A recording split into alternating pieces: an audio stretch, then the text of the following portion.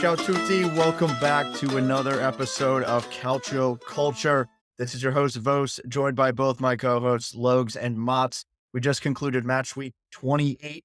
The Scudetto race is in full swing. We had a lot of crazy results this weekend. Some huge comebacks, some questionable comebacks, and some drop points up and down the table. But in any case, we are here and we're ready to talk about it. How are you guys doing? Ciao, Paisans. We've certainly come a long way from 3 weeks ago when we said that this was a one-horse race for the Scudetto. So things are certainly at full heat. The oven is on, and there are a lot of teams on the outside looking in. Hello. Back with the new equipment again. Love it. Like the sound quality on the last episode. So we're giving it another go here. Obviously, because it's new equipment, so we're gonna give it a go every time. But other than that, I'm good. Unfortunately for me, I couldn't watch a ton of games this weekend. Had the sister's wedding, but that was Congrats. that was a large success. I'm gonna go ahead and toot my own horn here. Did a very good job officiating that wedding. So yeah, but still a good weekend. Not for me, but not for my sister, but not for Juventini. If you need an officiator for any weddings coming up, you know where to find Motts at Yeah, I'm thinking all of our socials. Calcio Culture FC, X, Instagram, YouTube, and TikTok. Come get him. Come find him. He's I'm ready. thinking my I was talking to my family, maybe $100 per wedding, easy, quick. It was like 12 minutes. It's nice, $100, cheap, right? I'm down. getting married soon. Do you want me to do your Motts, I'm shot again. All right, but in any case, Mott said it. Not a good weekend for the Juventini. We got to talk about the table. That's what we're going to start with before we get into it, because there has been quite a few moves, some points all over the place. Things are getting a little hairy. So kind of three groups still, I would say. Scudetto chasers, middle European spot kind of guys, and then kind of the rest of the folks there. So we're going to start with Scudetto chasers, 1, 2, and 3. We got 3 points separating everybody right now. Inter in first on 61, Napoli in second on 60, and Atalanta, who we are going to talk about, on 58 points in third.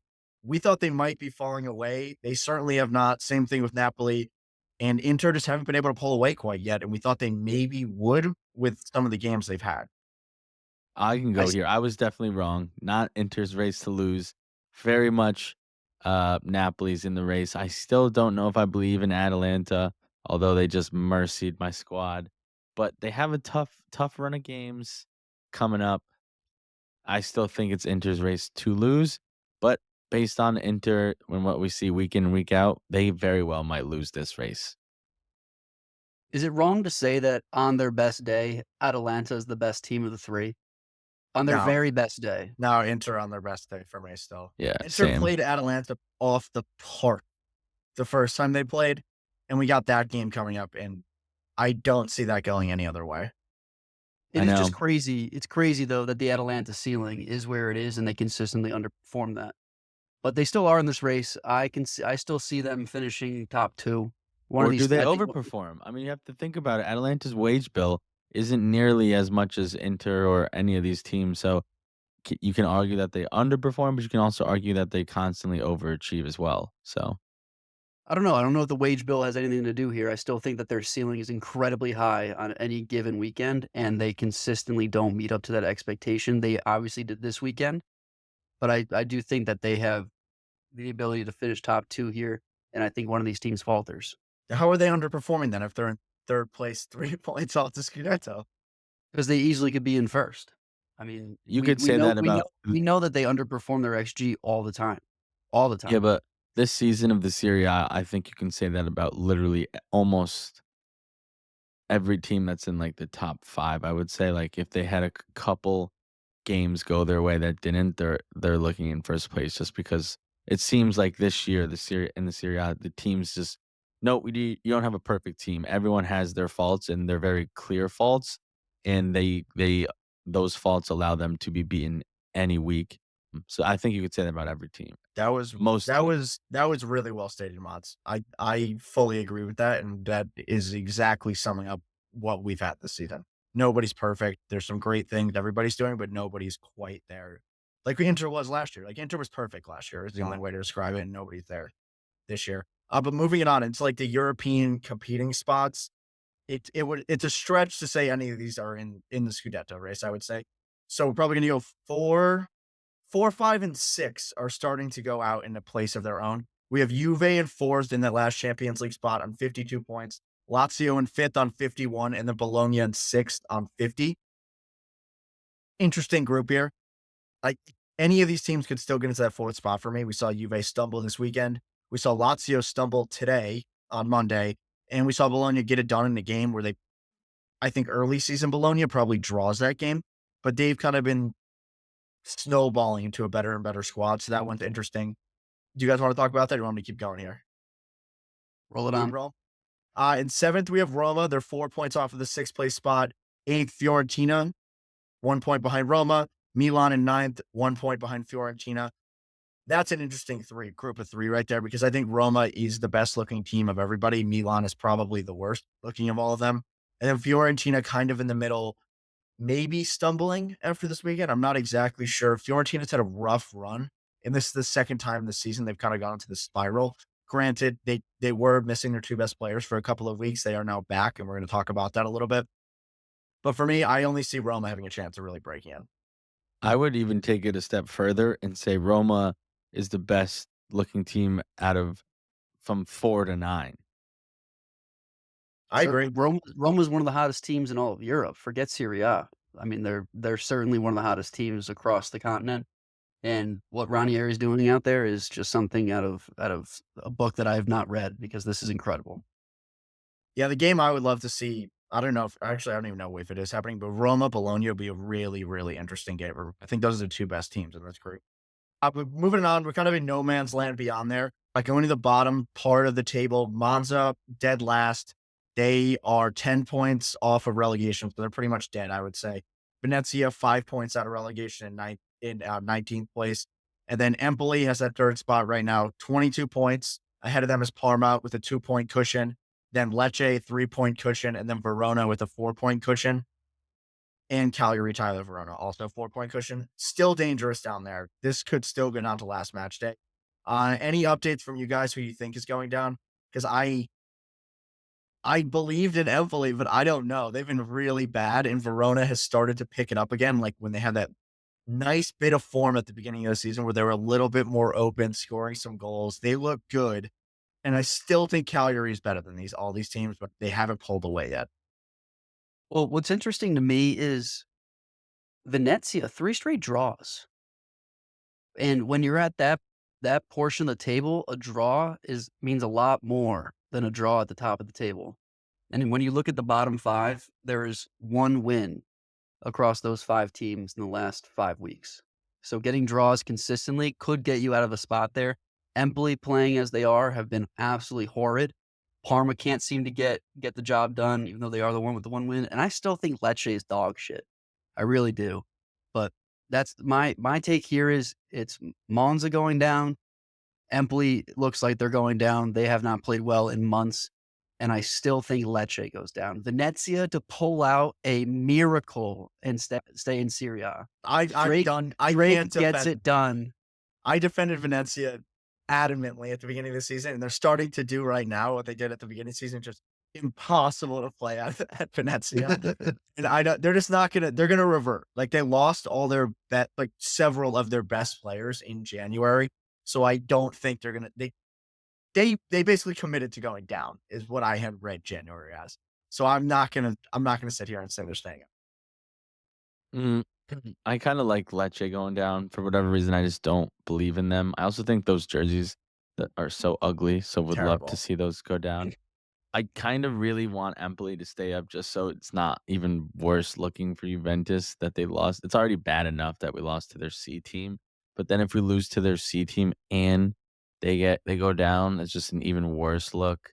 So, but I also want Venezia to stay up, but I don't think that they can. And Logan, I think I see what you're saying with the draws, but it's too little too late for them. They need to get wins because they didn't win any games in the beginning of the season. If they had wins and now they were getting draws, I think it'd be much more helpful than what it has been these last 3 games. I'm just saying the form at the bottom of the table, it doesn't take much to start moving up some spots. If Venezia squeak out a win in the last 10 weeks, that puts them even with Empoli. Parma can't seem to get out of their own way. They're Parma's afraid of their staying up. shadow. Parma's And staying up. I'm telling you, Lecce is bad, which makes this past weekend even worse. But Lecce is bad. Except for Kristovic. Shout out Kristovic. 9 goals this season. Yeah, they're bad. But let's get into match week 28. That was the table, guys. Just want to give you a little preview because it's important for the discussion this week. So match week 28, the game I'm going to start with is probably the match of the weekend.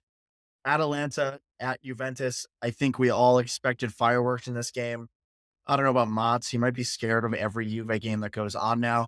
But ultimately, this was an absolute bloodbath. Atalanta played Juve off the park 4-0. 4 different goal scorers for Atalanta. Matteo Retegui, Martin Darun, Davide Zabacosta, and Adamola Lookman. Bad game for Juve. The thing is, Terrible game. so I watched this game. I watched the replay of this game, knowing the score. First 45 minutes, I actually thought Juve didn't look terrible. And then they didn't look good. I'm not going to say they look good, but they didn't look terrible. Then one goal went in, and you could just see these guys are so mentally weak that they just fell apart, and they could not compete from that point on. And the penalty? Penalty. Penalty? Yeah, but Retegui had the penalty in the 30th minute, which is when the floodgates opened. I mean, this just goes back to what I kind of said against the Napoli game, the PSV game. There is no identity, no clear leader. What is Motta's philosophy? Like, what do we think it is besides keep the ball as long as possible? Because that's all they did this game, and it was wasted possession. It was side to side. It wasn't direct. It wasn't north to south at all. It was literally just let's pass it side to side, side to side. You couldn't see a style of play. None of the guys knew what they were supposed to do and how to do it.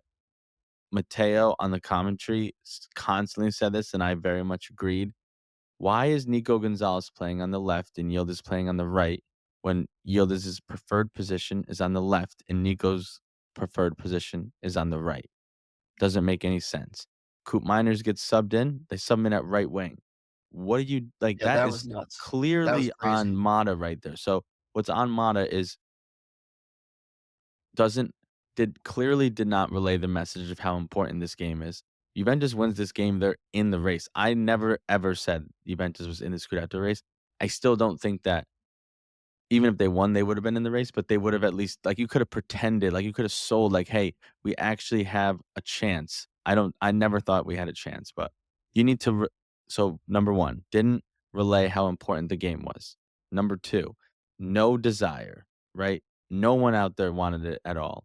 Number 3, One person did. oh, Di There was Gregorio. one. There Okay, was one yes, player that Di wanted it. Gregorio Di he played Gregorio amazing. wanted Yeah. it so bad. Number 3, no style of play. Nobody knew what to do, no patterns of play, no nothing. Number 4, I don't need no chances created. Like, what are we like? It was one of the worst games I've ever seen, and it's hard to sit here and defend him because all of like we're out of every competition now. Copa's done, Champions League done, Serie A done, Super Cup out of that as well. So just overall for Thiago Motta's first season as a Juventus manager, very poor, and it's hard to defend him. I really don't want him to be sacked because you can't we're just gonna be doing the same thing, right, with sacking a manager every year. He can't get his philosophy in, the players gotta relearn. So I don't think that we should, but these guys don't know what they're supposed to do on the field. So that's at this point in the season, you have to at least have a style of play, which we don't.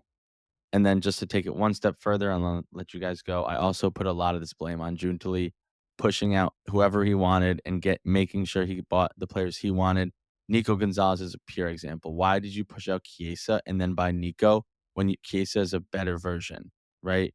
Um, and so on and so forth. So Lloyd Kelly's another one, right? Dean Huijsen, you sold. I don't know why. Promising young center back. And then in the wintertime, we needed another center back, and then you went and bought Lloyd Kelly, who, if you watch Lloyd Kelly play, he actually doesn't make a vertical pass. He only passes it backwards or sideways, and he's not a good defender. And so I put a lot of it on Juntali. I put a lot of it on Motta, and I put a lot of it on the players. It's just very, very embarrassing, poor performance overall. Bad, bad, bad.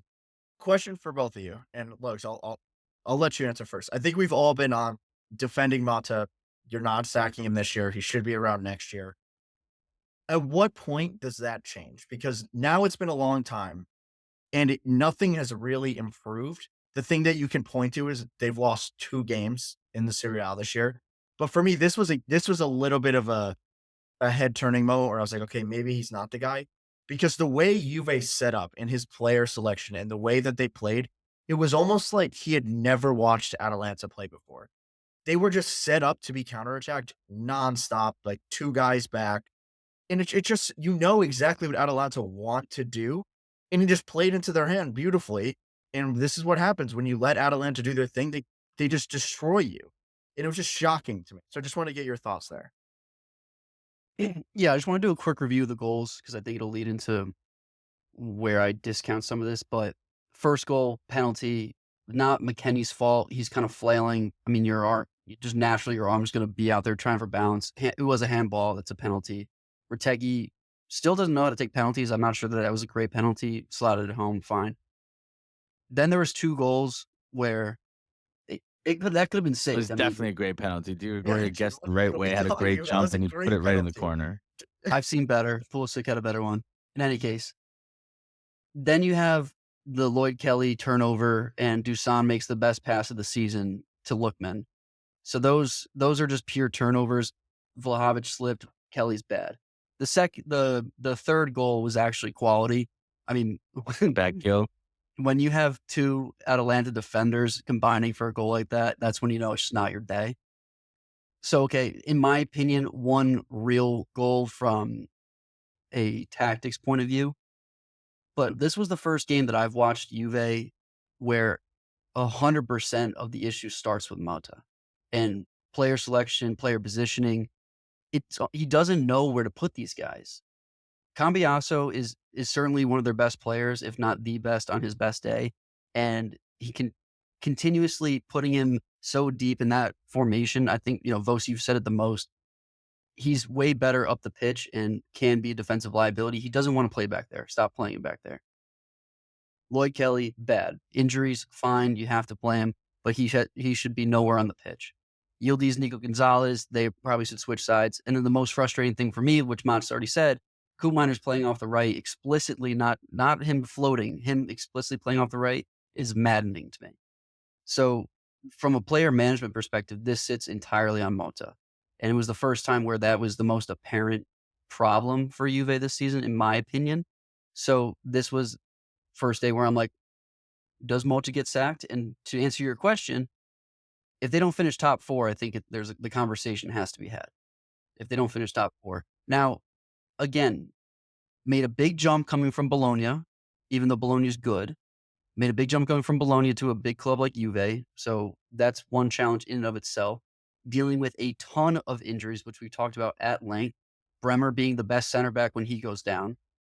Nico Gonzalez being in and out of the lineup. Yildiz wasn't healthy the entire season. And obviously Kalulu is an injury prone at any given time. He played a little bit this game. So with all that, you still should know your players and know their strengths, and played it to none of them. So if you don't finish top 4, this is a game you can look back on and be like, yeah, that's why he got sacked. Yeah, I mean, so even if they do finish top 4, I could see it happening, unfortunately. But the conversation, to answer your question, Bose, that conversation has already started happening inside Juventus. Reports are saying that they're thinking about firing him or sacking him. Juventus have almost never sack a manager in the middle of the season. I know we're towards the end of the season, but they don't let a manager go until the season is over. The first time they did that was like with Allegri last year, and it was like 1 or 2 games left. So I don't see it happening until the end of the season, but they are talking about it. There was talks that like Conte's in the mix. There's talks that even Gasperini is a potential name for Juventus. I was seeing on Twitter that Max Allegri's back in the pool, and it just classic Juventus with these names. Besides Gasperini, but Conte's been like we constantly move on from somebody and then come back. Now I know Conte, it's been over 10 years, so it's a little different, but seeing Max Allegri in the mix, it's like, what are you doing? Who is really in charge here, putting out these names? Because you constantly do it. It makes no sense. I have nothing else to say. I mean, I I think Motta's had a terrible year. He clearly doesn't do what's needed to be done in terms of talking to the players, setting them, putting them in the right position, having them understand his style of play. I don't remember how Bologna looked the first year under Motta. I'm sure it wasn't what they did last year. Give him more than 1 year to to be with these players and have his ideas and whatnot take effect. It's really tough to judge him on 1 year. That's just my opinion. I don't want to see him sacked, although I don't think he's doing a very good job at all. I agree with you. I'm a little bit on the other side of things. I think it's fine. Like, I think it looks bad because in the last month they got knocked out of the Coppa Italia in a game they definitely should have won, which I don't think is fully on him because the players are just good enough to win that game. Like your squad should be able to beat Empoli beating. Period. No tactics involved. Just on pure skill. You got to get that game done. The Champions League one was tough on everybody. So I think all these are just piling on top of each other in the last month. But fourth place with basically an entirely new squad. You have 2 losses in the league. I it's just tough for me to justify sacking somebody off of that. It's And just then like I agree with that, but the Juventus fans and the media won't frame it the way yeah, the way they'll frame it is $150 million spent in the transfer window. You won the Coppa Italia last year, and now you didn't win that, and you finished in fifth last year, but you're not having the same year. So that's how it will be framed. the other thing that I Probably just want to point out is this really reminds me of Vincenzo Italiano early Fiorentina. Did a lot of things well, kept the ball really well, and could never really score. Like, and there was a base there, and they slowly got better and better and better. And now we see what Italiano is fully capable of.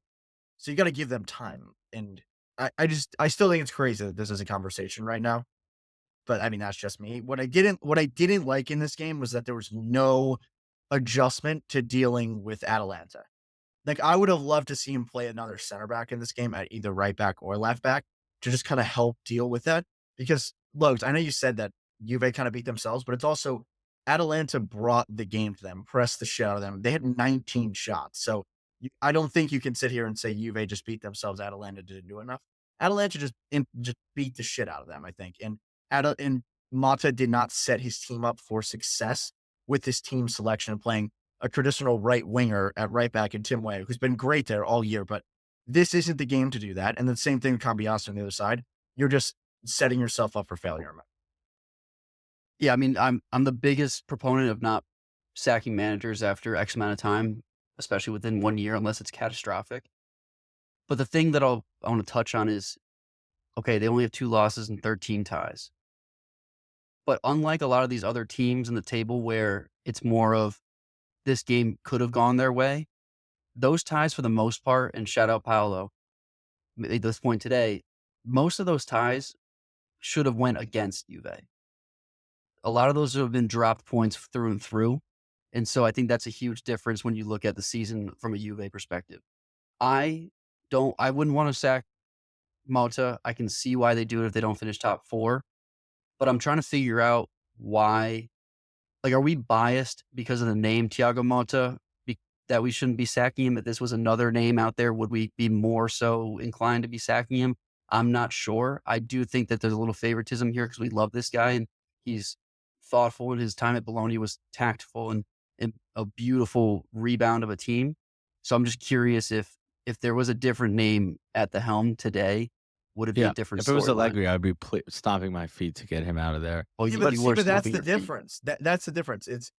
This is an evolution of Juve, and we said this at the very beginning of the season. They're playing in a different way than they played for the last 10 years, right? Like 10 to 15 years. And there was always going to be speed bumps in getting to this new level where you're this kind of creative, open team. Like they've Mhm. never really been that. But first of all, I want to address something Logan said. This in no way, shape, or form could have bounced Juve's way. We had one No. shot on target, and that came in the 88th minute of the game. Sure, they had some cheapo goals, but that was a domination. Then to your point, Bose, like I agree, it's different. There's gonna be road bumps, but they're what Mana lacks is, and Logan kind of said it, ability, and even you, ability to prepare differently or use his players differently in specific games. It's the same thing every single time. And even with the same thing every single time, they still don't know where to be and how to play. And so it's just like you have to react. You have to be proactive rather than reactive. And he's not even reactive. And when he is No, he's reactive, he not gets reactive. he gets Yeah. them wrong every time. He gets it wrong every time. So that's where I think his faults are and where he needs to improve. Also, what I will say, and then we'll switch it. Maybe the Bologna is just good, right? Like, sure, they lost Xerxes and Calafiori, but they got players that work together very well. So they have a team that meshes where I think maybe Juventus doesn't have that as well. Should we talk about Atalanta, Atalanta? Atalanta though. Yeah. Atalanta. Let's talk about My Atalanta goodness, Atalanta. because I think this was a very stark contrast to what we're saying about Thiago Motta. In this game, there was no CDK, there was no Brescianini, there was no real creative player, and Gasperini basically went conventional 3-4-3, played Quadrado at a wing, which we haven't seen for probably 6 years, back to, like, his very early Juve days, and it worked extremely well. I mean, Lookman and Quadrado were playing very wide, and it just created a ton of issues for them, like, very simply, and they were just countering with a lot of guys that were pressing. The man-to-man marking absolutely destroyed Juve. They had no way of dealing with it, and they were winning the ball back high up the field, and what happened? 19 shots on goal. Like, this is what Atalanta does on their good day, right? On their bad day, they'll maybe score 1 or 2 goals when they should score 4. On their best day, they score all their opportunities. And this was just a pure demolition. They snuffed every Juve attack. Colomwani was basically non-existent this entire game because every time he got the ball, they would just shuffle him outside and then just double team him. And just nobody had a chance to do anything. And they were so comfortable sitting low against Juve, knowing that Juve weren't really overly creative. And then the second they won the ball, the entire team would run forward, and that was it. But they weren't, yes, they were comfortable sitting low, but they were even more comfortable allowing Juve to play out of the back. They were like, Yeah. "Please play out of the back." And it got to the point where, like, there was no option for Di Gregorio to pass to anybody, so it would be like Kelly would obviously pass back to Di Gregorio because that's all he does, and then Di Gregorio would literally sit there for 30 seconds with the ball at his feet, not know who to pass to, and just boot it up to Nico Gonzalez, and Juventus would lose the ball. It happened constantly, and then the few times that Juventus tried to play out of the back, it was turnover, very, very good, dangerous opportunities for Atalanta, and then when they allowed Juventus to come into their half, it was, "You're gonna make a mistake soon, and we are going to pounce," and it consistently happened, and it was a masterclass from Gasperini, but at the same time, it was just what they do, and Mana just played right into it. Yeah, a couple shouts here from me. Number one, Quadrado. Phenomenal game. He's been playing super, super well for Atalanta, whether it's been off the bench or starting. It's been filling in really well for their injuries that they've had. But one thing that I think it juxtaposed against Juventus this game that's really interesting is, was Coop Miners that good on Atalanta, or was he just supported and propped up by the midfield two that Atalanta have consistently thrown out there this season and have been absolutely phenomenal? Ederson and Darun, phenomenal games. Darun, man of the match. If you guys saw our Twitter, he was the mystery man, the mystery player from FBref. But these guys, day in, day out, last season and still into this season, have been their most consistent and best players.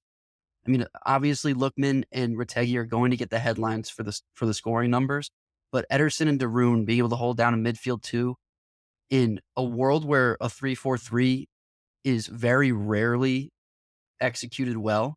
I think the last time we saw a 3-4-3 done this well was the Chelsea years of Conte and Jorginho. But Ederson and Darun really need their flowers. I mean, this midfield two holding it down like that is just phenomenal stuff. I think this was Ederson's best game of the season. He was everywhere and was the most creative I remember him being. Yeah, Ederson's good. He's also being linked to Juventus because Juventus don't learn their lesson. But anyways, I have a theory about the gas how we always say the Atalanta or the water and Bergamo Gasperini. His and I think I might have said this before, his system is just constantly go, go, go, go, go. We try to score as many goals as possible. We try to create as many chances as possible to outscore the opponent. Because that is his system, throughout a game, they generate chance after chance after chance after chance. And if you're generating 10, 12, 13 chances a game, these players are going to find themselves in goal scoring opportunities more often than under a manager who's not that's not his philosophy. So, do I think Coop Miners was propped up by these two midfielders? I don't know about these two midfielders. I know for he was propped up by the system because the system is constantly go, go, go, go, go.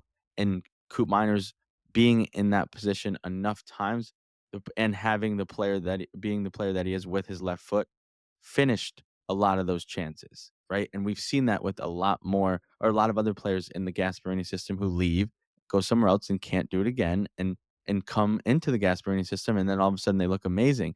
And it's because and we talk about it time and time again. It's because Atalanta every game have an XG of 3.72. It just sometimes they go in and sometimes they don't. But it's just his system, him, Gasperini relaying to his players, we are going to when we have the ball, we're going to try to score every single time rather than this new complete football style where it's pass and wait for the opposition to make a mistake and then we pounce. He doesn't care. He's like, we will go and take the game to them. And I think that's why you see these players do so well in his system and not so well when they leave.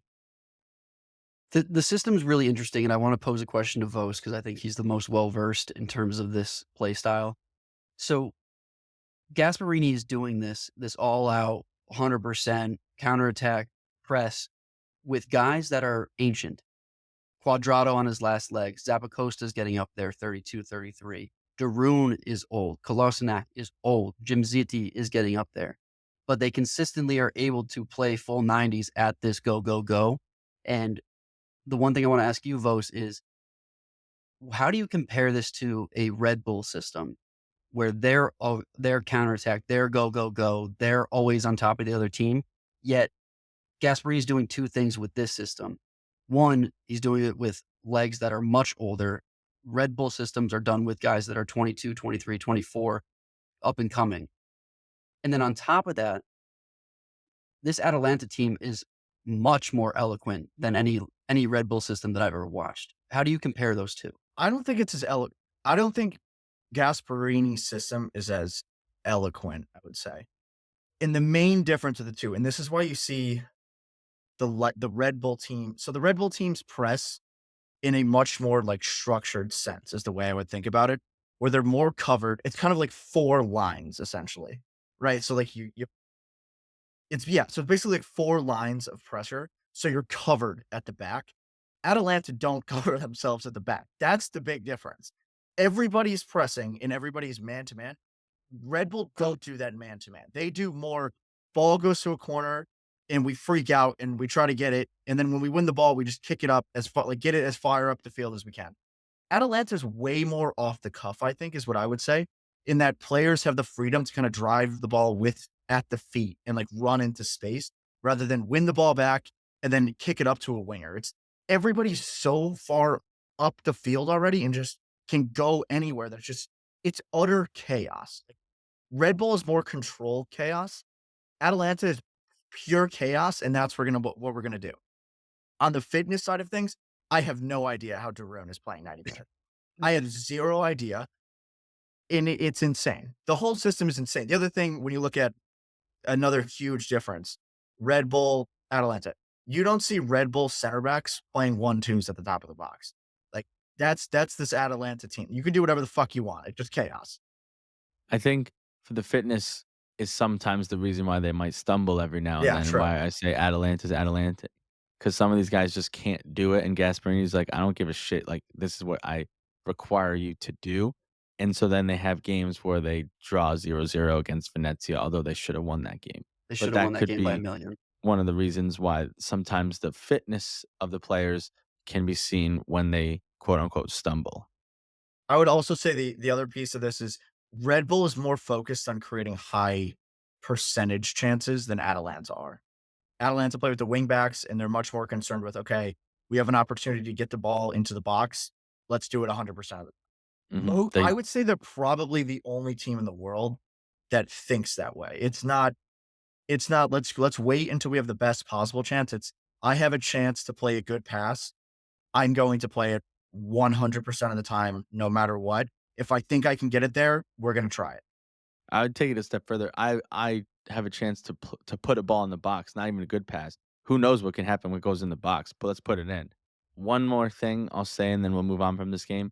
This was the clear showing of one team with an identity. They know exactly how they play. They play the exact same way every single time, that being Atalanta, and another team who has no identity, don't know how to play, don't know who to pass to, don't know where to be on the pitch, don't know where they're if they're going to play the same position game in game out in Juventus, and you clearly saw the differences, and that's why it was a blowout.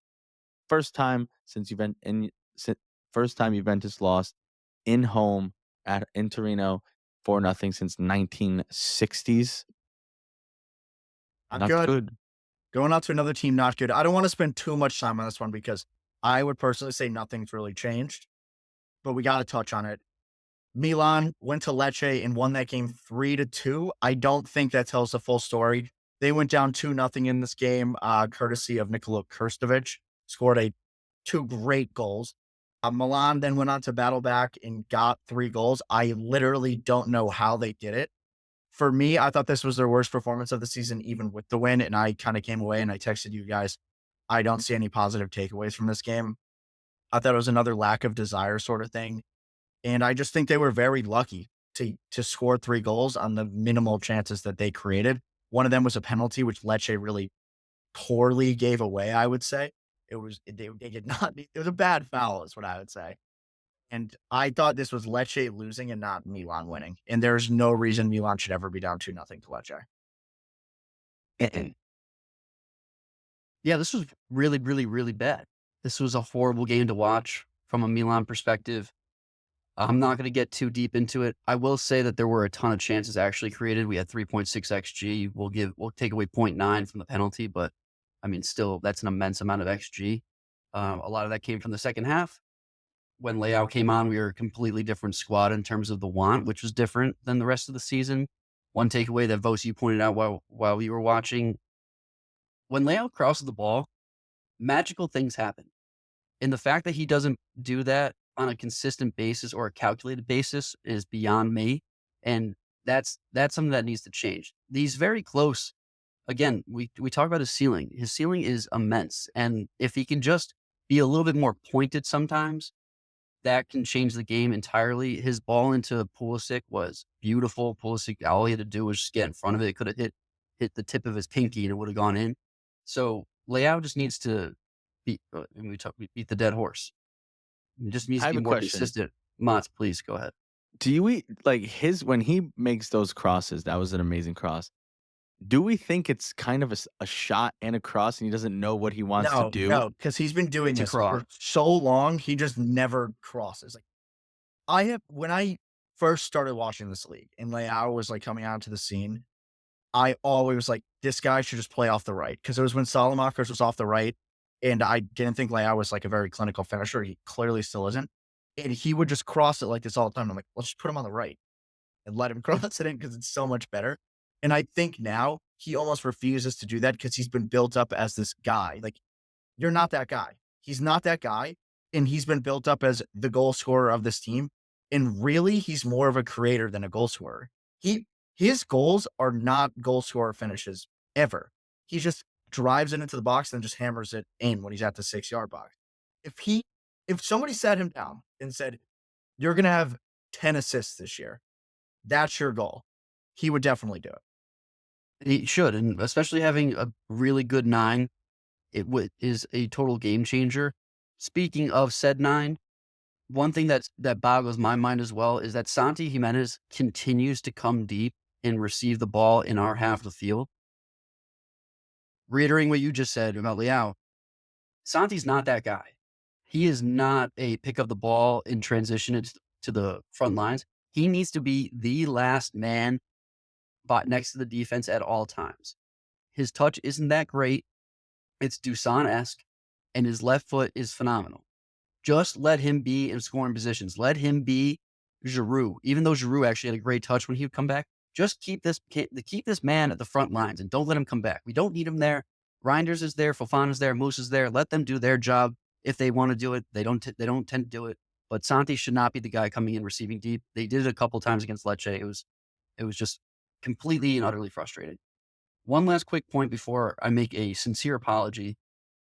I still think Pulisic is clutch. That guy has an engine. He doesn't have any quit in him. Granted, a penalty is a penalty, but he created the chance. Awesome PK. Was a little bit worried that he had to ask the ref again if he was allowed to go. That he must have had a lot of poop in his pants, but hammered it home. Read the game completely, perfectly well to see Leao's cross. Again, only needed a pinky toe, but he finished that. And so Pulisic is really driving us a little bit here. Leão needs to be on the field. In any case, the one takeaway that I had from this game is that I'm sincerely and from the bottom of my heart apologetic to Stefano Pioli. And I'm so apologetic to the point where I have issued an apology in Italian. As we prepare for our trip to Italy, I wanted to say this from the bottom of my heart. Caro Stefano, le mie più sincere scuse per le cose orribili che ho detto su di te. Mi manchi. Il Milan sente la tua mancanza. Abbiamo bisogno di te. Per favore, riporta la gioia del calcio nel nostro amato San Siro. Sei l'unico che può salvarci ora. If everybody for has those of you that any don't way of know Italian, getting that in front of Pioli, get it in front of him, please. please let him know. But for all of you that don't understand Italian like myself, in English, dear Stefano, my sincerest apologies for the horrible things I said about you. I miss you. AC Milan misses you. We need you. Please bring the joy of soccer back to our beloved San Siro. You're the only one who can save us. And I mean that wholeheartedly. I'm so sick and tired of seeing managers around the league just be man managers. I didn't know what I had when I had him. I miss him dearly. I would love to bring him back. And I'll leave it at that. I said it all season. So I have a question. Do we think now obviously when you're down 2-0 going into the second half, like you're gonna play differently. Do we think Milan can play the way that they played for the second half every single game? Because I don't even think it would matter. I thought they played Doesn't bad. matter. I thought they played bad in the second half.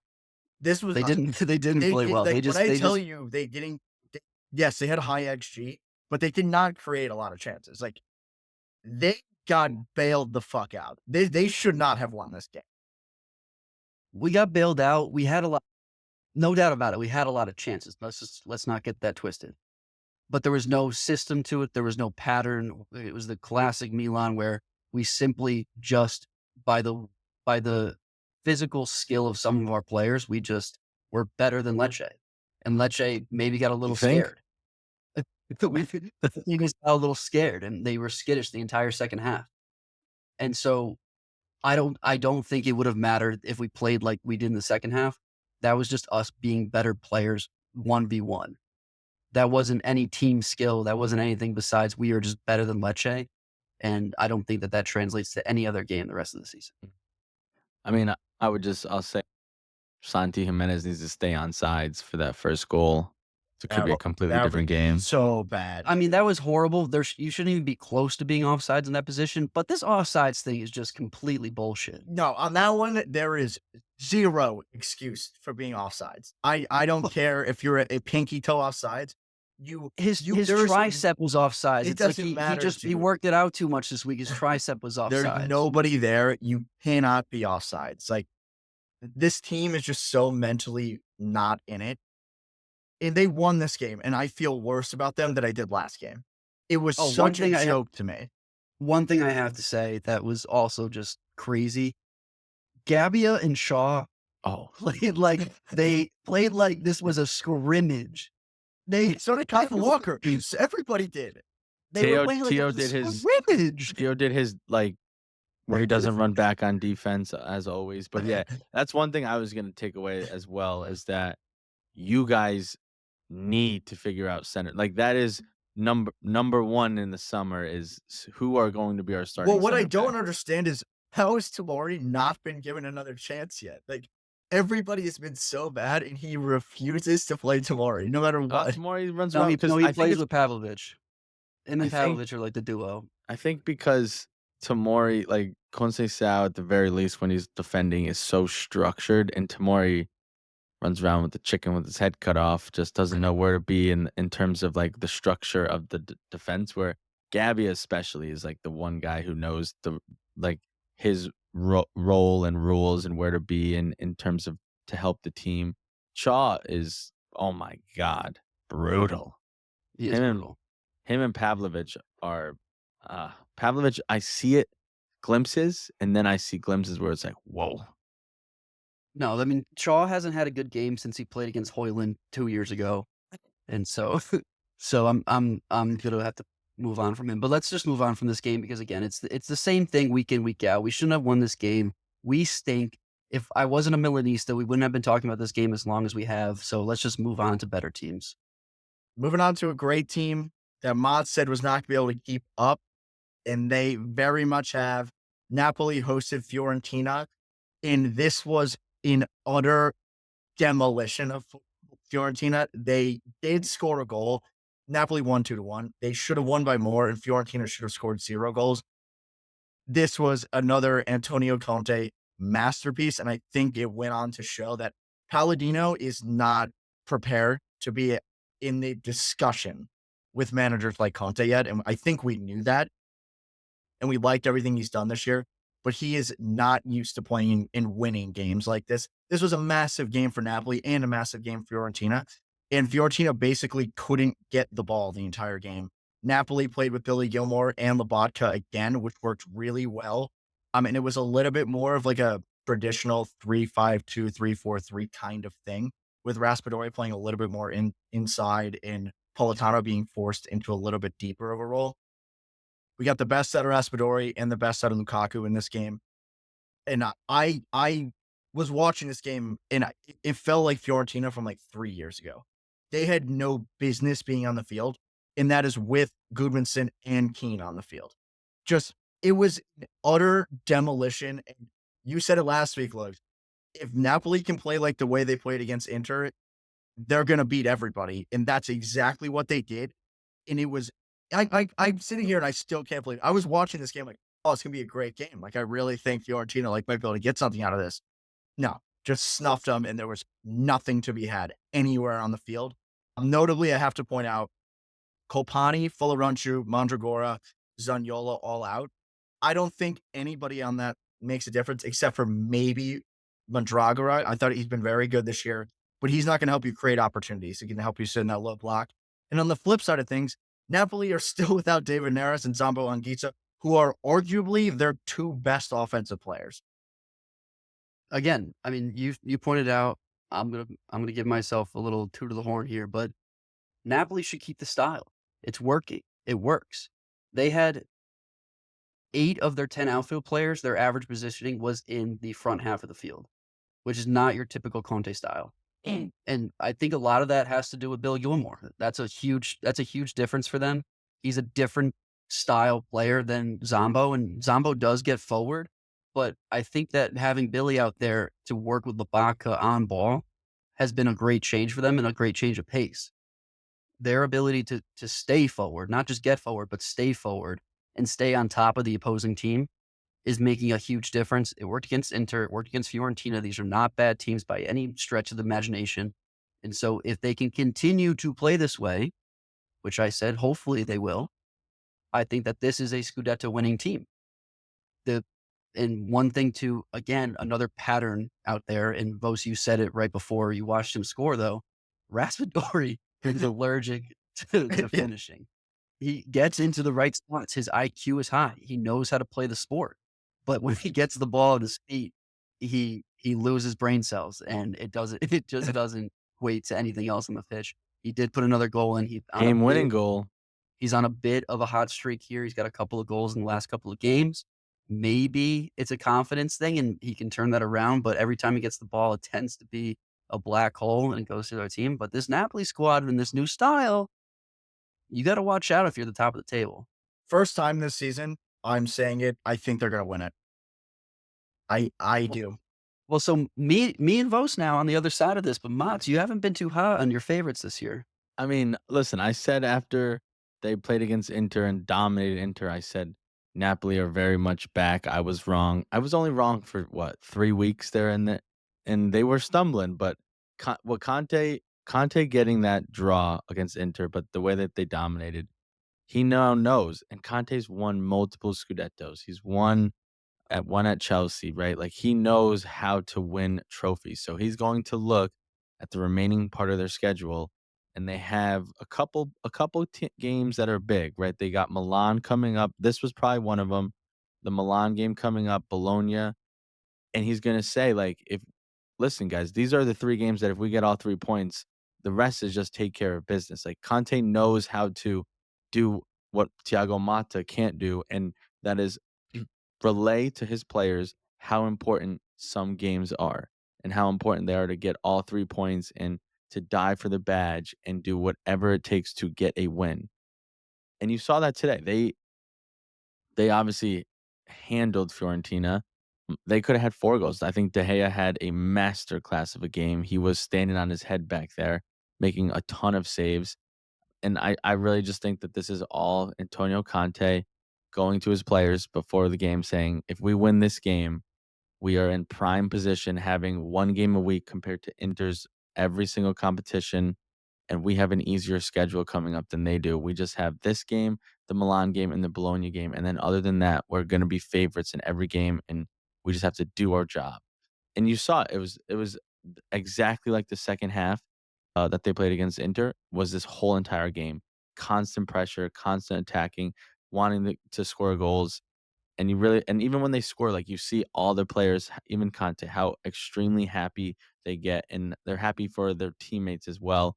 And that is what Conte does. He unites a group and he's just doing a great job this season. And I want to give Lukaku some flowers as well because he's not the goal scorer he once was, but he creates so much with his back to goal. He has 8 assists, tied for first now. He has 11 in all competitions. And I know we don't think Raspadori is amazing at finishing, but kind of going back to, like I said, with the Atalanta, you get in the right positions enough time, eventually you will get it right. And he's getting in the position time and time and time again. And eventually he got it right. And on Big Rom, he's tied for second with goal contributions in the league. 10 goals, 8 assists out of Big Rom at this point. Like, you fucking take that. That's really, really good. And the other thing, which kind of piggybacking off of your whole Conte, this team loves playing for each other. I was thinking about it this weekend. Soccer is one of maybe 2 sports, I would say maybe hockey's kind of the same way, where like tactics, stats, like all of that, it only gets you so far. Like when you have Mhm. guys that are willing to just suffer and run, gets you places in the sport. And there's no metric on that. It's just something that's you either have or you don't. And teams that have it can overachieve. Leicester City won the Premier League with vastly inferior talent in theory, but it was the vibes were there and the effort was there and that willingness to suffer. Like if you've ever heard coaches talking or players talking about how you have to suffer in games to win. This is the only sport where like I am out of gas and there's nowhere to run. You can't get off the field. Like you can't get off for a second to take a breath. You have to just suck it up and run 70 yards to save the game. And every player on Napoli is willing to do that. And that is the only reason that they're competing for the Scudetto. They do not have the strongest squad. They barely have any of the strongest players in the entire league. And they're still in this. And that is what is amazing about this sport. And that's also reflection on the manager because not every team does that. Not every player is going to do that. And the ones that do are the ones that believe in what their manager is telling them, agrees with it, and goes out and executes, right? So that's fully Antonio Conte, like to a T. And then that was very, very well said, Bose. Boast channeling his inner miracle speech right there. If you need to, if Napoli needs some motivation for the rest of the season, give them that speech. But I do want to kick it to Fiorentina quickly before we move on. Mats, you said it, but De Gea solidifying himself in goalie of the year conversations, 9 saves this game. Obviously, Vanya on Torino is having an It's elite Vanya. season as well. Nobody, What? nobody's taking the crown from Vanya. He's having an insane season. No, Vanya's been unreal. But again, 9 saves out of De Gea this game. That's why the scoreline is only 2-1 and not more. But one thing I do want to point out that Fiorentina, and Voci said it, Palladino maybe not ready for the spotlight here, but no Amir Richardson and no Yassine Adli, who are both healthy on the bench this game, they were huge parts of this team when they were playing at their top level. I'm not sure why they've moved away from having those 2 guys in the rotation at least. So interesting to see how these last 10 games play out if they don't get more involved. I'm not saying that these guys are top tier players or that would have made a huge difference in this game particularly, but certainly something to note going forward because again, these are quality guys deep in the rotation that should be getting minutes in a game where they maybe needed to switch it up, turn it around. Yeah, what I That's what I'll did, say about what I didn't like for Palladino here, and I think this feeds into directly what you're saying with benching those 2 guys, and kind of been like that for a little bit. He went to the back 3 earlier in the year. He said we can't play a back 3. He slowly tested it out, and I think it just got away from what got them here. And having Moise Kean, who's been a prolific goal scorer, and you basically starved him of any chances by getting out of your 4-2-3-1. When this is the first time in a long time where we had basically all of your best players. Granted, the whole right mid situation is a little bit questionable. Robin Gosens wasn't exactly available in this one. I think it was a fitness issue. He did come off the bench. But I mean, you're in 8th place right now. I get trying to my guess is he was thinking draw in this game. That's really how they played. But you've been such a prolific goal scoring team. Komutso has been great back there in a back 4. Ranieri's been great back there. You go through the whole team. Dodo has been arguably like top 3 right backs of the season. I would have liked to say, stick to your guns. We're good enough to beat Napoli. I think their player personnel is just as good as Napoli, realistically. Moise Kean is actually the best player on both teams. And you got away from what got you here and it burned you. So I'm hoping he will learn from this. And this is tough, right? Like he's used to being Monza, and that's clearly your game plan where you're Monza going to Naples. We got to get a draw. We'll just park the bus. You're a different team now, and you need to learn. I have to go and win some big games, or I have to keep my foot in the door in the big games to get that result. Death by 1,000 passes, winning with offense, and that's part of his game that he's going to have to learn. Italiano learned that, and we see what he's doing now. But yeah, I still like Palladino, and I said it. He's not quite at that level yet. I think he will get there, and this should be a big learning moment for him. and that brings us to another big learning moment. And it's surprising because it's a learning moment for the top team in the league, a perennial top team in the league. Mats, what happened with Inter Monza? I don't know. Monza almost did it. They should. They actually They scored- looked really good. Wanted to They score looked really good. great goals. You know what screwed Monza was allowing Inter to score before halftime. Like Mhm. you just got a goal, and then a minute later is now 2-1. Mhm. But yeah, I mean Monza. So what happened here in this game? Inter was at home. Monza basically stunned them. Scored 2 goals in the first half. 44th minute, Keita Balde scored a fucking great solo goal. Cut in, curled onto the far corner. So it's 2-0, 44th minute. Arnautovic scores in the 46th minute before halftime. And then they just go on and end up winning the game. Hakan Çalhanoğlu scored a fucking banger. And then Lautaro Martinez had a great header that crossed the line by about an inch. And they did end up winning this game. So that just set the stage. Lautaro was scored as an own goal, but I'm not counting it as an own goal. yeah, That's it was fake own goal. the announcer. I forget his name. He's some French guy or whoever, the old guy who does the game. He broke it down really well. He was like, that right there comes down to just desire, will, passion. Lautaro wanted it way more than the Monza player did. But dude, the Hakan goal was beautiful. Nasty. Nasty. Beautiful, pure class from I think Hakan. this was his best game of the season too. He was running like he was fully fit again. And Well, yeah, go ahead. Sorry. I I was cut gonna you off. say, like, it had to be almost everybody's on Inter's best game of the season after they went down 2-0 immediate like, in the second half, because they knew, like, we can't even is a three-point game. So everybody had to be on, quote, unquote, "best behavior, best form," and they did get that from most of their players, I thought. But it goes back to Inter. I mean, normally you would see this Inter would do this the mental lapse in the beginning part or the end of the game, and this game was in the beginning. So it's still Inter are still right where we kind of said they've been all season. Mental lapses that we don't understand why it happens, but have the talent and the continuity and the chemistry to bail them out and allow them to be in first.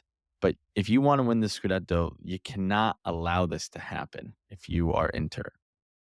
I think one of the things that I want to take out of this game, and granted, his match score was incredibly high and was on the ball a decent amount, but I still feel like is flying under the radar and needs to be not under the radar, needs to be at the forefront of this team is Barella. He had a great game mostly in the second half, but he needs to be leading this team in terms of performances, and it's still not coming through. Other guys are stepping up. Hakan had an absolute masterclass. Mkhitaryan did not have a great game, but Barella is the heart and soul of this team and needs to show it more consistently for this team to solidify that top of the table. That's just my take. Well, Maybe so I'm too hard. I might be too hard on Barella, but I feel like everyone should be. He at one point and was last year a top 5 midfielder in the world. And for that, he needs to continue that form for this team to play at the level that they are supposed to be playing at. well, the point that I want to make kind of goes in conjunction with Barella dropping the ball. And it's the squad. Like the squad building here. And what's different about this squad building is the backups aren't like these young guys that are like, oh, we're gonna give them a chance. They're guys like Marco Arnautovic. Like this guy is a prolific, proven Serie A goal scorer. So at the beginning of the season, Marcus Thuram was carrying the team. He fell off. Lautaro started stepping up for a little bit, then he fell off. Now Arnautovic has basically 2 game-winning goals in the last 3 weeks, and they have all of these guys. So if one person isn't performing, you just rotate in the next guy. Like Mkhitaryan's been great all year. That's why Zielinski isn't getting in, and that's why Fratesi isn't getting in. Brilla's been just good enough and does enough off the ball. But then Hakan was bad for most of the season, and then he comes up big in this game. Denzel Dumfries was a machine in this game. They're without DeMarco right now, so Bastoni's an auxiliary left wing back who's doing a great job out there. And that is kind of gets you Scudetto wins. When guys are performing, you can just put another guy in, and he's probably going to perform. And if he doesn't, then it's the next guy, and then it's the next guy. They don't have young and hungry players. They have experienced hungry players that have been in this league for a long time and know how to pop up in big moments all over the field. And that's why they are Scudetto favorites. That's why they were my favorite at the beginning of the year. The mentality has been the question mark the whole season, and that's still where it is, especially on the defensive side of things. What's hurt them a lot is losing DeMarco and also Carlos Augusto not being 100% fit and being forced to play Bastoni out there. DeVry and a Cherby on the same, like as a center back and then as an outside center back is very uncomfortable for me. And I think we're seeing that. And that's clearly the area of the pitch that you can be exposed on because they're both used to being that center back guy for the most part now. DeVry used to be able to play on the outside, but he's aged a little bit, lost some of that quickness. And that's a little bit scary now. Bastoni basically deleted a side of the field, and Pavard's been great all year. But now this is a little piece that Inzaghi has to figure out. I still don't love Bastoni as the left wing back. I would kind of just play somebody else there. I don't know who. Zaluski? I think Zaluski's hurt too, though, is the problem. Because that was my first thought is Zaluski. He wasn't fit. I would even risk Fortezi there, like kind of I was like going to say because Vertezi. your worst possible outcome from a left wing back in the system is they don't produce all that much offensively, or they don't do enough for you defensively. If you just establish, hey, Fortezi, we need you to do a defensive game today, or we need you to do an offensive game today, and then you get Bastoni back into his preferred spot, I would like to see that done. Maybe because they thought it was Monza, they could get away with it, but that's something to watch.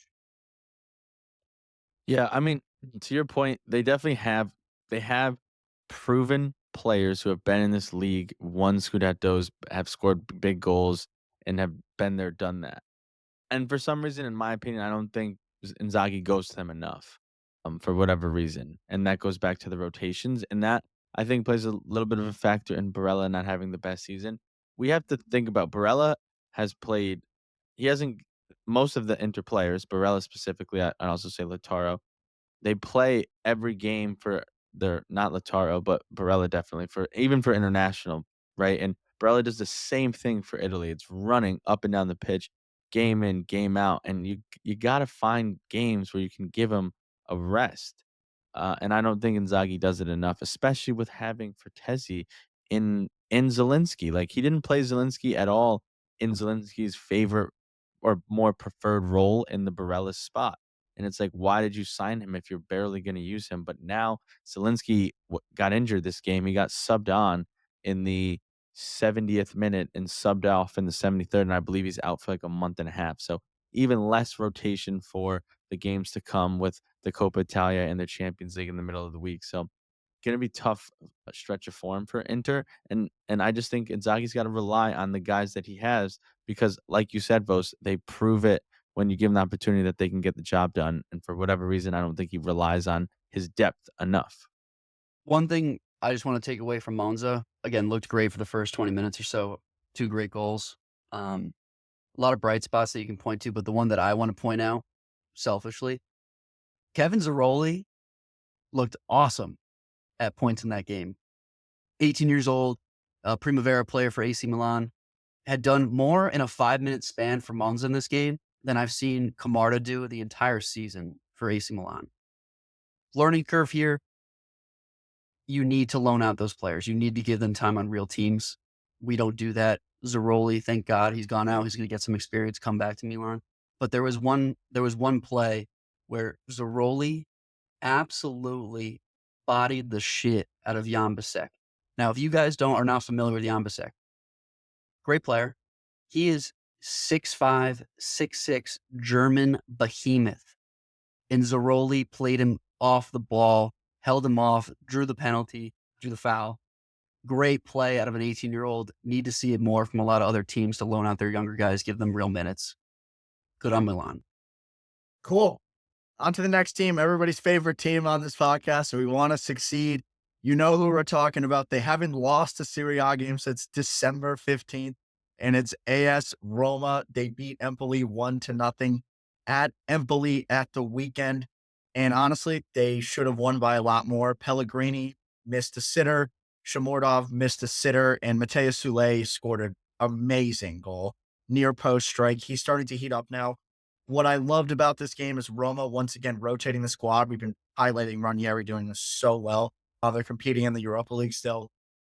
Rotated the squad, still got it done. No Dybala, no Dovbyk, no Baldanzi, no Pizzilli, no Angelino. Like you go through the whole team and it's all these guys, and they still managed to get it done. Really played Well, Empoli. they subbed some of those guys in. Yes, subbed they some of didn't those guys start. in. They didn't start, Yeah. right?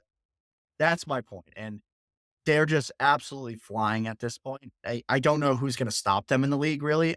Once they maybe play like an Inter and Atalanta, it'll be a little bit more interesting. But they're getting everything done. They have a system. They play that way every time, regardless of who's in, and it's going well. Pellegrini played well for the first time, I think, in 5 months, which was good to see. And I already said it, but Mateus Sule heating up is really, really important for the long-term growth of him and of this club as a whole. The other thing I want to point out really quickly, very under the radar, Evan Andika has played every single minute of the season for this team. And I think he's been great all year. Even in the bad times, he was probably the only good player on the team. So he deserves his flowers for that. This has been a really hard season for a center back to do that.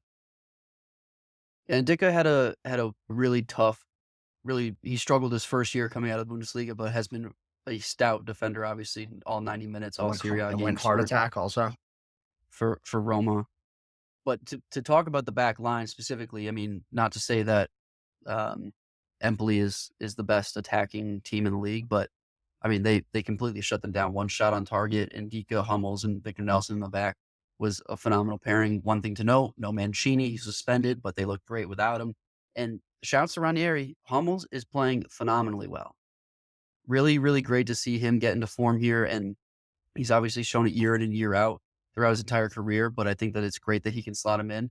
And then another thing to touch on here, this is how you rotate a squad and still perform. We've seen a lot of teams rotate and get themselves into trouble this season. They were able to rotate the squad against a not so good Empoli team and still preserve legs for these upcoming games of which they have a really tough stretch. Pizzili didn't see the field. El Shaarawy didn't see the field. Salamakers didn't see the field. So they're going to be fresh for their next couple of games. And that's really great to see as you come into the last 10 games of the season.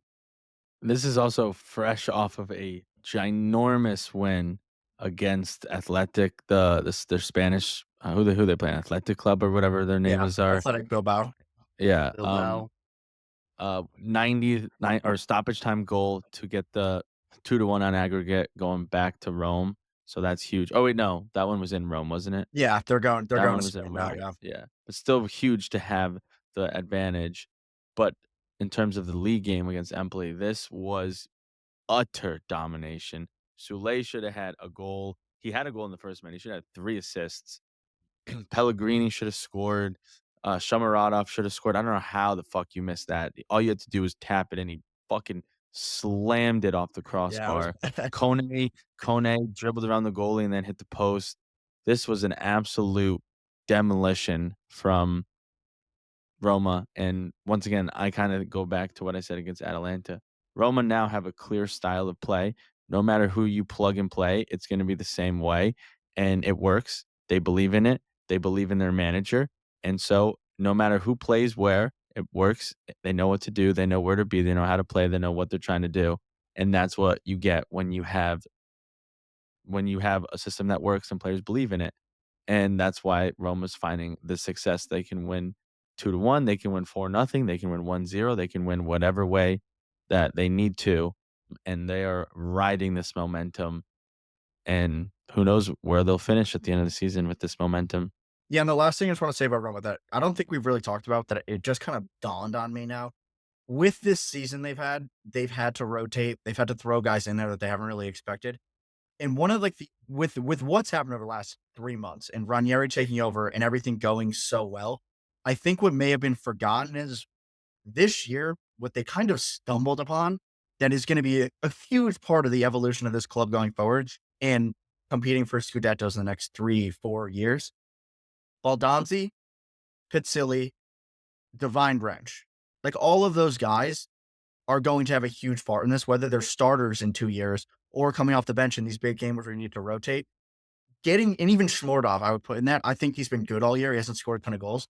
But you combine these kind of unexpected performers with your Dovbyk, Manu Kone, like all these Sule, your big name guys.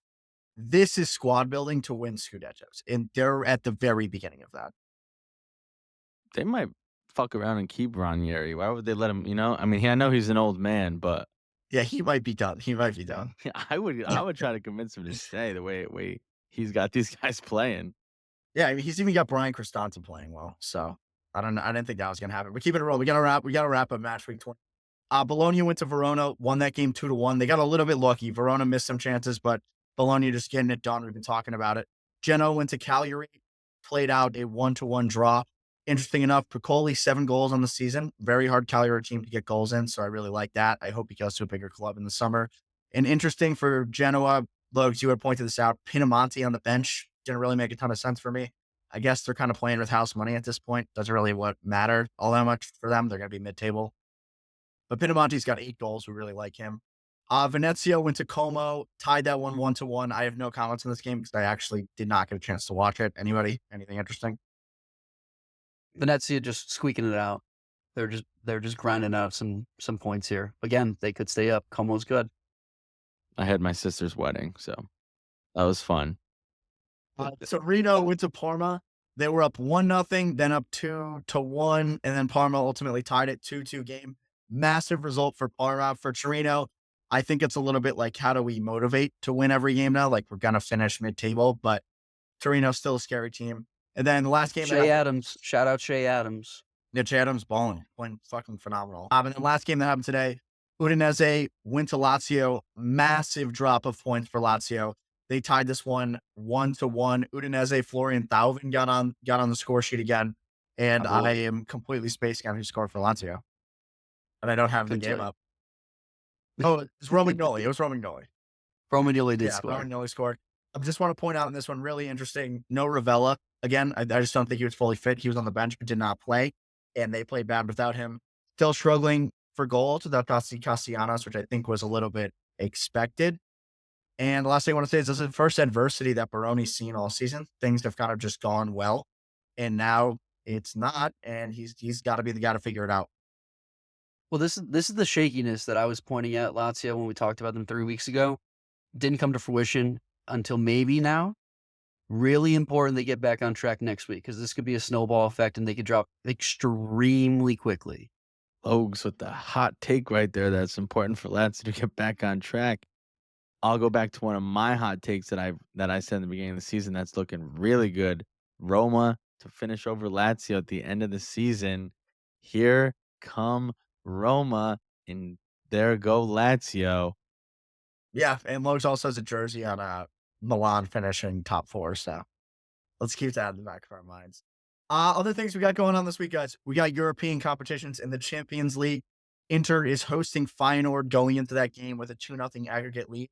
If Inter lose this game, I don't know. That would be the biggest collapse in a long time. Really tough it would be. We got Europa League. Roma, we already highlighted this, is going to Bilbao with a 2-1 lead on aggregate. And then Lazio's coming home to host Victoria Pilsen, also 2-1 lead on aggregate. And then the last European game we got is Conference League. Fiorentina hosting Panathinaikos. They are down 3-2 on aggregate after an insane game in Athens. That's a big one for Fiorentina. Kind of getting this game at a bad time, I would say. 4 losses in the last 5. So that's a little bit scary one. That's a team I bet on to win the Conference League. So got some big moments here. Then at the weekend, we have match week 29. Take you guys through the games. We have Lecce at Genoa, Verona at Udinese, Parma at Monza. Massive game, that one. Empoli at, what, Logs? No, we love a massive game at the bottom of the table. I love the massive games at the bottom of the table. Are you kidding me? Did you say Como at Milan? He's about to. I'm about to. Potentially, I would say Como at Milan, and potentially maybe Fabregas will show off his stuff to say, "Hey, Milan, look at me for this open position you're going to have in the summer." Yeah, we need some secret agents at the bar scene in Milan after this game, because if you see Zlatan taking Czech Fabregas out for a couple drinks, then you know what's going on. You know, good. And I'm down for Fabregas. Let me tell you, if it's not Pioli coming back after my apology, Fabregas, I can speak a little Spanish too. I think he speaks Italian, but all right. Empoli is going to Torino, Napoli to Venezia, Lazio at Bologna. Big ass game. Cagliari at Roma, Juve at Fiorentina. That's a really good one. And then Inter at Atalanta. We got some good games. We got some good games this week. We got a slate. Yeah, looking forward to it. I did not realize all these games or all these good games are this week.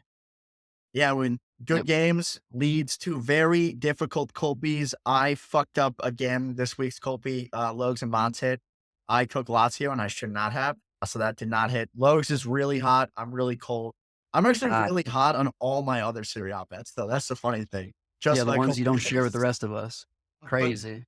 But that gets us into the Colpy. I forgot to hit the button here, so I'm going to hit it now. Colpi di Luna. Colpi di Luna. I'm going to kick it off because we're at an hour 19 right now. I'm taking Bologna, Lazio, both teams to score. I don't feel good about it. but I'm taking it. That's a great start to the Colpy, huh? Minus 110. I thought I'd mix it up. I always go money line or 1.5. I thought I'd go your guys' style. It's been going well for you, so we're going to do it. I like this. I think Bologna's been scoring goals. And I'm worried about Lazio without Castellanos. That's true. But Izixin and Zaccagni are hot. That's the thing. What's the 2.5 line? I think it's probably 110 as well. Nah, it might be more. Who knows? I think it's probably positive. Yeah. I'd say it's positive. I would In any say- case, I'll go look while Logan tells us his pick. I'm still running with Genoa. I'm still hot on patty cakes over there. Genoa money line. They're at home against dog shit Lecce. Lecce to go down. Genoa to be a massive part of that. Genoa to take 3 points home this weekend. You think so? I know so. Why is that? Because Genoa's good, and as long as they play Pinamonti, unlike last weekend, they're gonna be just fine.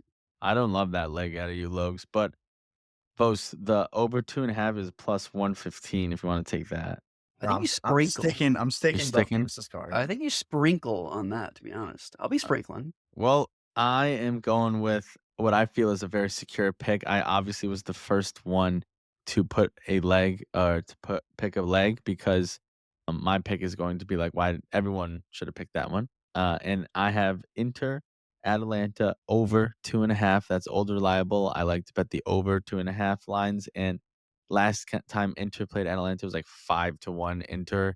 Inzaghi tends to be able to murder the Gasperini system. I think that'll happen again. I don't see why it wouldn't, although Atalanta's riding high after that demolition against Juventus, and Inter will be coming off the Champions League game, so could be play into favor for Atalanta. But nonetheless, I think goals will be scored because both teams obviously play attacking football. So over 2.5, that brings the Colby to plus 635. Logs, how much do they win if they bet the Colby?